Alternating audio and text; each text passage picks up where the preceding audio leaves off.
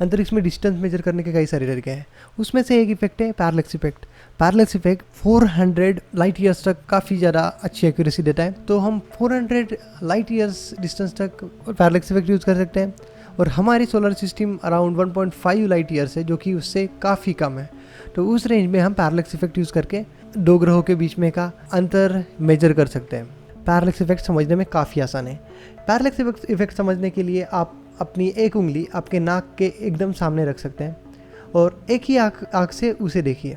आपको दिखेगा कि ये उंगली आपके बैकग्राउंड के किसी हिस्से को ढक रही है। और जब आप वही उंगली उसी जगह पे होने के बावजूद उसे दूसरी आँखों से देखोगे तो आपको वो उंगली कहीं और जगह पे मिलेगी। आप यही एक्सपेरिमेंट एक आँख खोल के दूसरी आँख बंद करके, एक आँख खोल के दूसरी आँख बंद करके देखोगे तो आपको समझ में आएगा कि आपकी उंगली एक जगह से दूसरी जगह हिल रही है।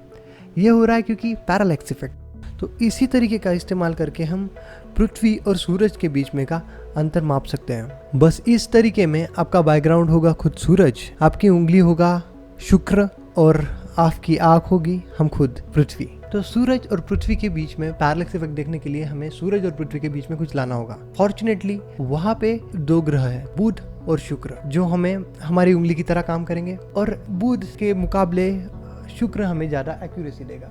इसके कारण हम बाद में देखेंगे। जब शुक्र सूर्य के आगे से गुजरता है तो उसे ट्रांजिट कहा जाता है, ना कि इक्लिप्स, जैसे मून के साथ होता है। और जब ये ट्रांजिट होगा उस वक्त ट्रांजिट को हमें पृथ्वी के दो अलग अलग जगहों से, जो कि एक दूसरे से काफ़ी दूर है, ऐसे जगह से उसका ऑब्जर्वेशन करके उसके फ़ोटो लेना ज़रूरी है। अगर हमने ये किया तो हम ऐसा देखेंगे कि दो फोटोज़ में, जो कि दो अलग जगह से ली हुई है, उसमें ऐसा दिखेगा कि सूर्य के ऊपर शुक्र की परछाई दो अलग अलग जगह पे बनी हुई है। इस दो फोटो की परछाई एक दूसरे से कितनी दूर है, ये समझ के हम सूर्य और पृथ्वी के बीच में का अंतर पता कर सकते हैं। पर वेनस ट्रांजिट को देखना इतना आसान नहीं है, क्योंकि वेनस ट्रांजिट सदी में एक ही बार होता है और बड़े बड़े साइंटिस्ट, मैथमेटिशियन जैसे न्यूटन इसे नहीं देख पाया, गैलीलियो इसे नहीं देख पाया, और सबसे इम्पोर्टेंट बंदा जिसने अपने 11 से 12 साल की ज़िंदगी इस घटना को देखने में लगा दी, गोयम लोजेंटिल, इसे नहीं देख पाया। तो 16वीं 17वीं शताब्दी में ये डिस्टेंस समझना एक बड़ी चुनौती हुआ कर। बट हाँ, और इस सदी का वेनस ट्रांजिट 2004 और 2012 में हुआ था, जो अगर आपने मिस कर दिया होगा तो वो आप अपनी ज़िंदगी में कभी नहीं देख पाओगे। पर रिकॉर्डिंग मीडिया की वजह से 2012 का वेनस ट्रांजिट आपको यहाँ देखने को मिलेगा।